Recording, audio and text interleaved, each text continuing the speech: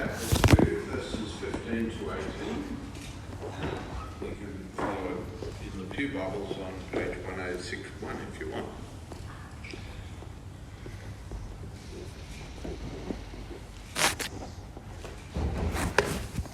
For there is not subjected to us the world to come that we are talking about. But someone somewhere has testified, what is man that you remember him, or the Son of Man that you care for him?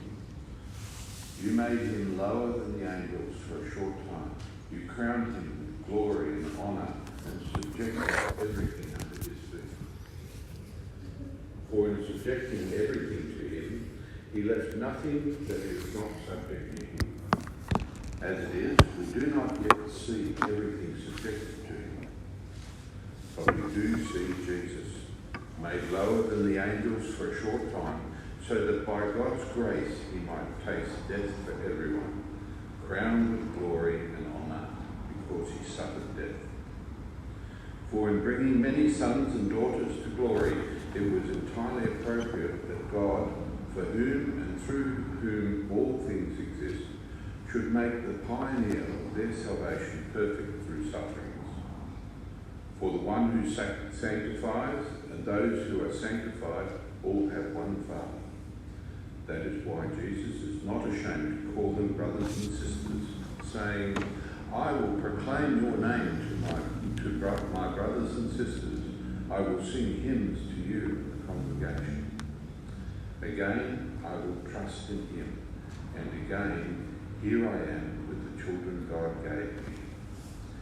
Now, since the children have flesh and blood in common, Jesus also shared in these, so that through his death he might destroy the one holding the power of death, that is the devil, and free those who were held in slavery all their lives by the fear of death. For it is clear that he does not reach out to help angels, but to help Abraham's offspring. Therefore, he had to be like his brothers and sisters in every way, so that he could become a merciful and faithful high priest in matters pertaining to God, and make atonement for the sins of the people. For since he himself has suffered when he was tempted, he is able to help those who are tempted.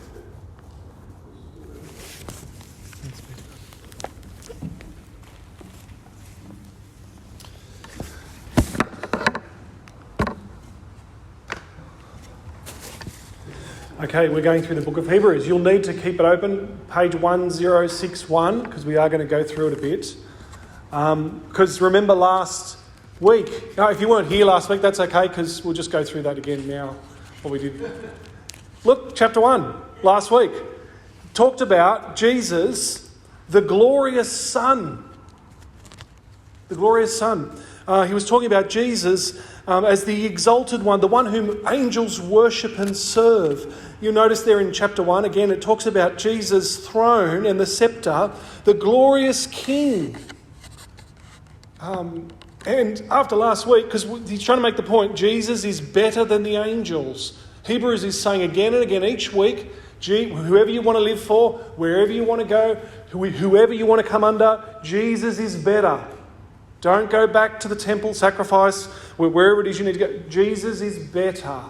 And last week, the writer was saying, Jesus is the glorious King. Jesus is the one who is the Son. Jesus is at the centre of his throne. Jesus, the glorious one.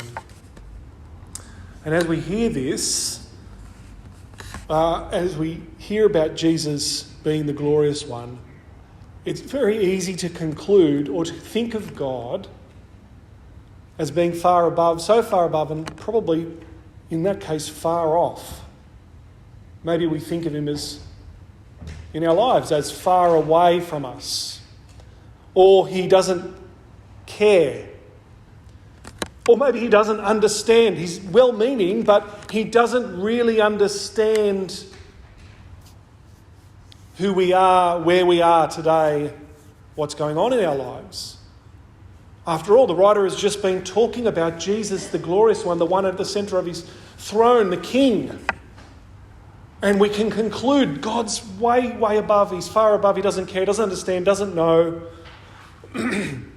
Kind of like in The Simpsons. I know it's a bit old now, but in The Simpsons, God's always depicted as the white bearded one, and all you can see is his feet in sandals, and he's on the throne, and he sometimes talks with Homer or one of the characters. But when he talks to them, you get this feeling that God doesn't really know what's going on. He's kind of needs to be brought up to speed.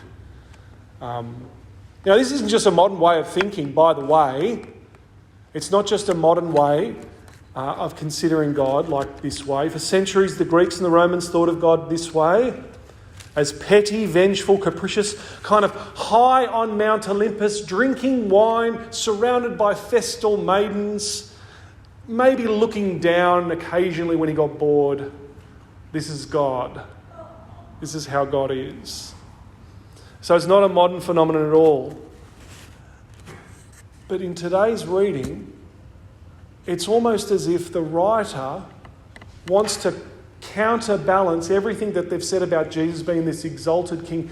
He wants to show us deeply how much Jesus knows us and how much God is connected to our humanity. Unlike any other God, this is absolutely unique that God would come down, that God actually understands and knows what we're going through in life and understands where we're at as well. So today we're going to talk about, because it's there in Hebrews 2, the humanity of Jesus. That is the glorious one who has descended, and Jesus' humanity and why it matters. So I've got three things. We'll look at our humanity, humans and our humanity. Jesus, the real human, or the one who's the real human, and then how we live. So our humanity, then Jesus. And so remember, we're talking about pointing to Jesus. This will come up later on. Our humanity, pointing to Jesus, and then how we live in light of that. So let's look at our humanity. It's in verses 5 to 8, and this follows the flow of the passage. Our humanity in verses 5 to 8. Firstly, there's a description of humanity in these verses 5 to 8, both the ideal and the reality. Have a look at verse 5. It talks about the ideal. For he has subjected the angels, for he has not subjected to angels the world to come that we are talking about. Right there he's saying the angels haven't been subjected to, in other words, the angels don't rule over the world. It must imply that someone else must rule over the world. Keep reading. What does it say? He goes on. What is man, verse 6. What is man that you remember him, mankind? You made him a little lower than the angels. For a short time then you crowned him with glory and honour and subjected everything under his feet. What's it saying there? It's saying this is how humanity is meant to be. We're made a little lower than the angels, but we're crowned with glory and honour. How are we crowned with glory and honour? By ruling with justice, following God's rule in the world, reflecting God's rule in the world, with peace, with equity, with goodness. This mandate comes, and we're crowned with glory and honour because we're under God at the top, and then there's us, all of human, male and female, and the world's subjected to our rule. And this mandate goes all the way back to Genesis, doesn't it? Male and female in the garden. And this is from Psalm 8. This reading here is from Psalm 8. What everyone who is reading this would understand straight away. Psalm 8 is talking about humans' place in the universe, humans' rule, how we're meant to rule with justice, with equity, with goodness. It's about our rule in the world and humanity's rule in the world.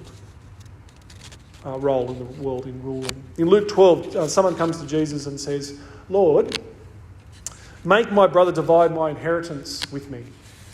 They've been having an argument. Obviously, their father has passed away and the brothers have argued over the inheritance, who has what. And you know what Jesus says? He says, I'll sort it for you. No, he says, don't make me arbiter over you.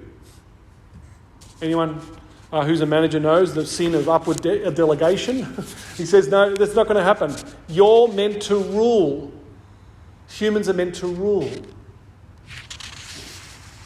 And we're meant to rule with goodness, benevolence, with care, in the image of God, reflecting his creation, ruling under him, reflecting his good rule throughout the earth.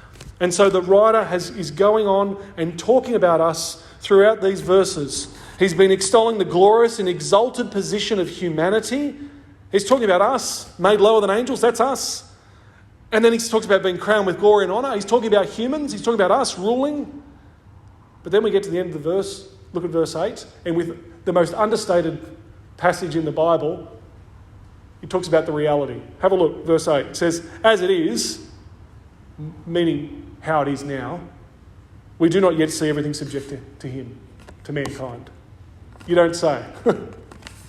He's just saying, we're meant to rule with goodness, we're meant to rule with equity, we're meant to be made in God's image, reflecting his rule, male and female, under him, over the earth. But in reality, as it is, we don't really see this. And we know this, don't we?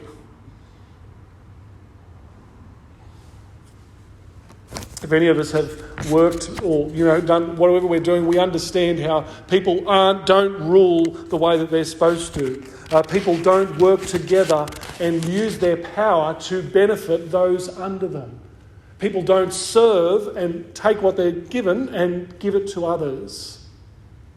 We're meant to rule with justice, with goodness, with equity, but we don't. People don't rule for the common good of others, and we know this. He's just been talking about how good, how glorious man is, and mankind and mankind's ability to rule and reflecting God's rule in the earth. And then at the end, the little phrase at the end, oh, but by the way, it's not really like that. Listen to Blaise Pascal, mathematician. I think this sums it up. He says, what a chimera, I think that means like a multifaceted, like what a shifting person. What a chimera is a man or mankind. What a novelty. What a monster. What chaos. What a subject of contradiction. What a prodigy. Judge of all things, yet an imbecile earthworm. Depository of truth, yet a sewer of uncertainty and error. Pride and refuse of the universe. Who shall resolve this tangle? Thanks. Yeah. This is what it's saying in verses 5 to 8, saying man is meant to rule. When I say man, I mean mankind. Everybody is meant to rule. Humanity is meant to rule in God's image. But as it is, we don't see the world subject to God's rule. Some of us have trouble, most of us have trouble, ruling our own and mastering our own emotions and our own, let alone trying to rule for the good of others.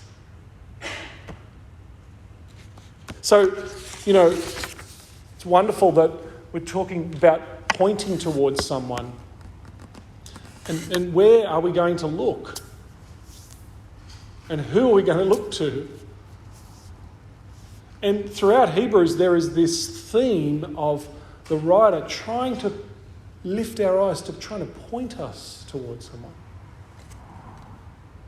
And constantly saying, look. And have a look at verse 9.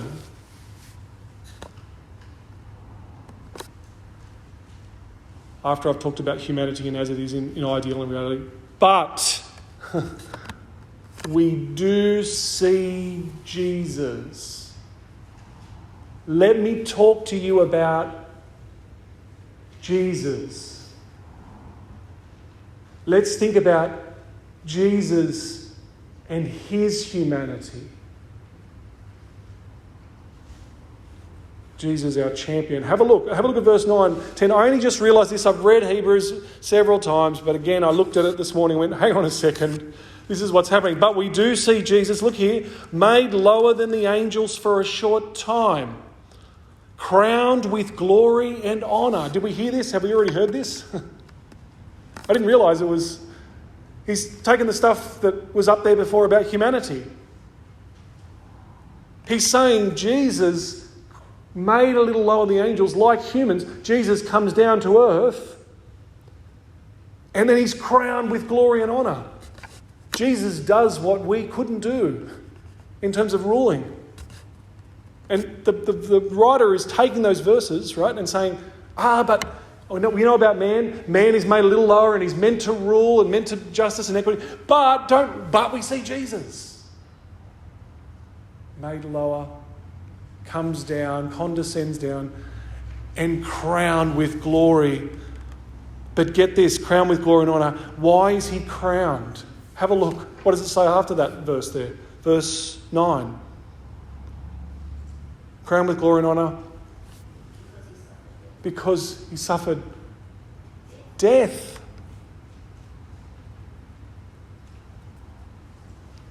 And so Jesus is the representative, the one who rules, the one who is the human, the right ruler, the one who can rule. And Jesus, you think about his life of truth. He speaks truth when he needs to. He's merciful at other times. He's compassionate. He knows how to rule, and he does this all through his life. And where does it take him? He goes to the cross. When good rule turns up, he gets put on the cross. And the thing is, the writer is saying, this actually makes him the glorious king. This is his crowning achievement.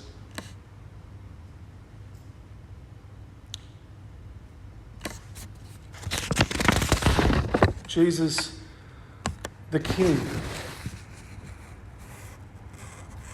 But look, I'll tell you a story to bring this home, I think. Let me just say, Jesus has heard our screams. He was made a little lower. He took on flesh. He came down from heaven to live amongst us. The story is this. In 1964, there was a murder in New York City. Now, that's not that unusual for America and New York City in the 60s, but from this particular one stood out. Her name was Kitty Genovese. And the story was a prominent story, I think, in the New York Times about this particular incident. And it shook everyone up in the whole society in New York at the time, because what happened was Kitty was coming home late at night after her shift work. She was at the front of her apartment building. And she got to the front of her apartment building and an assailant came out and stabbed her. And she screams out, and we know this from the article, she screams out, "My God, he stabbed me, please help me." And a whole bunch of apartment lights went on, windows even opened. Some people looked out. And the guy went away, the assailant went away, and after a few minutes, after a while, the assailant realised that no one was coming. And he killed her, and he took something like $49. Now we have this document, this is in this article, and apparently 38 people looked down. 38 people saw and didn't want to get involved. In fact, out of all of them, none of them even called the police because they didn't want to get involved. But the thing that was shocking, this was the article that came out, and one of the neighbours famously was asked why didn't you call, and so on and so on. That was the thing. It was I didn't want to get involved.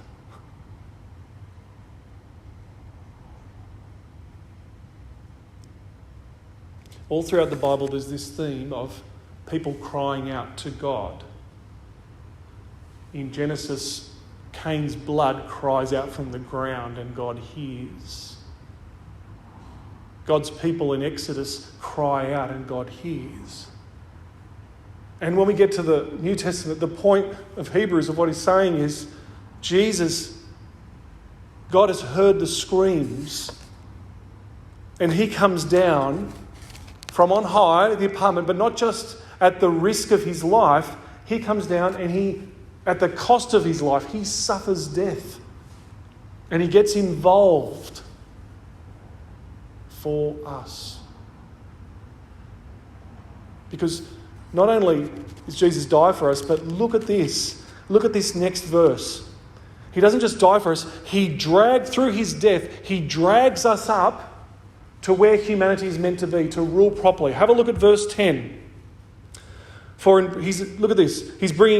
For in bringing many sons and daughters to glory. Question, who are those sons and daughters? In bringing them to glory, we'll talk about them in a minute, bringing them to glory, it was entirely appropriate that God, for whom and through whom all things exist, this is God, all things exist, should make the source of their salvation perfect through suffering. Source, that's a terrible word there, but have a look in the bottom. What does it say? Down the bottom. It says, I think it says in the footnote there, pioneer. You know what that word is, pioneer? It's about the one who goes through first. The one, you're in the jungle and they're hacking through vines and trying to clear a path to bring other people along. It's about the one who hacks their way through, makes the path, and a better word, a kind of a word, pioneer, an old word, is like a champion. When we hear champion, we think of someone who wins a battle or is a champion in their sport and they win. But the old term, the dictionary definition, you look up the dictionary, you'll say someone who fights on behalf of others. Think of the story David and Goliath comes out and fights on behalf of his nation. David comes out and fights. This is what it's saying here in verse 10. We see God as distant. We see God doesn't understand. We see God as far off. But look, in bringing many sons and daughters, entirely appropriate that God, for whom and through whom all things exist, he makes the source. He's the pioneer. He's the one who fights on our behalf. His life for ours. His victory is our victory. And so who are the sons and daughters brought to glory? It's us. And he drags them up. And notice the word there. He says the sons and daughters are brought to glory. What's glory? He just mentioned it, didn't he, earlier? Glory is being able to rule, being made in God's image. People who rule as true humans, who love others. You see, look, the passage is talking about us as humans and how we're meant to be, how we don't rule the way we should. But then he says, but look at Jesus. Look at how involved he got and vulnerable for you and for me. And look at how he is crowned through that death and his suffering and his involvement with you. Well, what does it mean lastly? This is the third bit, how we live. It means because God came near, not just at risk of life, but at cost to his life, because God came near, we can go out and get near as well. Even at cost to ourselves. Isn't that what it means? Surely, if we know God as the incarnate one, the one who is near, the one who loves us. So involvement, you're always vulnerable, aren't you, when you get involved and get a bit closer. And so we don't want to be involved.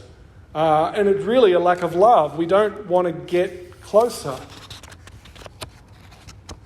But this passage is saying God involved and close to us. We can go out in Jesus' strength. God got involved, and so we can get involved. We can be someone who goes out and serves.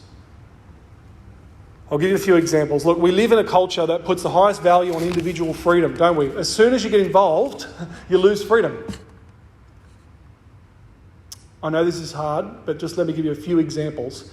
And I gave these examples this morning, and someone came up after at 8 a.m. and said, I really need to do this now, thank you for that. And then someone else didn't, and it was, don't think it's necessarily aimed at you, like it's not the right person. But listen, there's a few things that are important here. Just listen to this.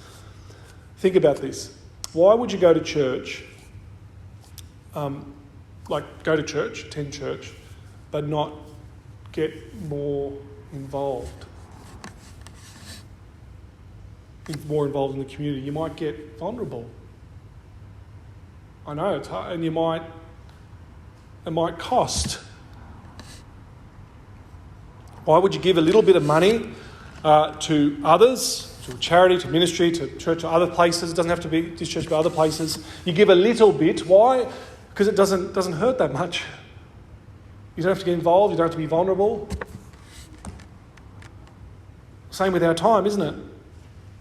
And what about those people that you know, that person that you know that is needy? They want your time. They want more of you. And if you get more involved, it's kind of going to hurt. Do it. You can do it in Jesus' strength because God loves you, because God got involved with you. But what does it mean for our suffering? Or where we are, where we find ourselves in the here and now? Look at verse 16. It is clear he does not reach out to help angels. Okay, good to know. It's not for the angels. But who is it for? To help Abraham's offspring.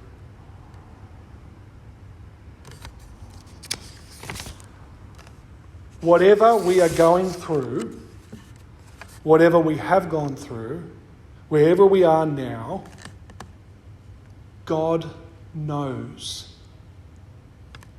And he doesn't just know up there, kind of theory, he knows. And how does this change the way we look at suffering or the way that we think about going through something? It's like, unlike any other religion or any other ism in the world, God has come down and he has gone through the darkness even more. And just like in every way, look at verse 17. Therefore, he had to be like his brothers and sisters in some ways, so that he become a merciful and faithful high priest. No, in every way. And so he's been suffered and he's been tempted. He can help those who are tempted. Have you been betrayed? Or are you feeling lonely? Or even facing death? And but you don't understand. I've been praying about this.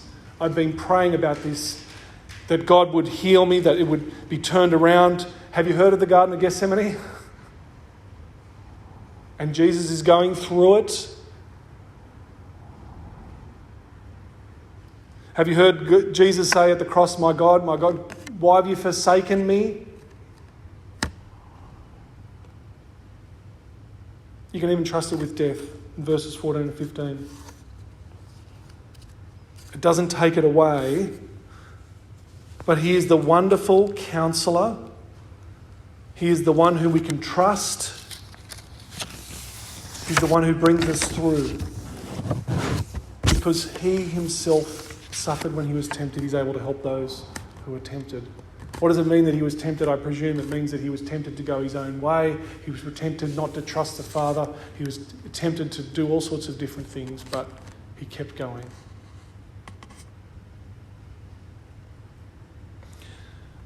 We're meant to rule in the image of God with goodness, justice and equity. But the writer says, look at Jesus and look at the one who is the pioneer, who has gone through the other side. Hold on to that. Look at him. Go out and serve in his love. Be his people. Let's pray.